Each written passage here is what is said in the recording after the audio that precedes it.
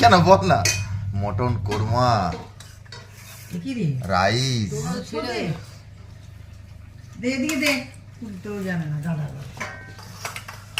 আমি তুলে তো নিজের মতো খেতে জানি।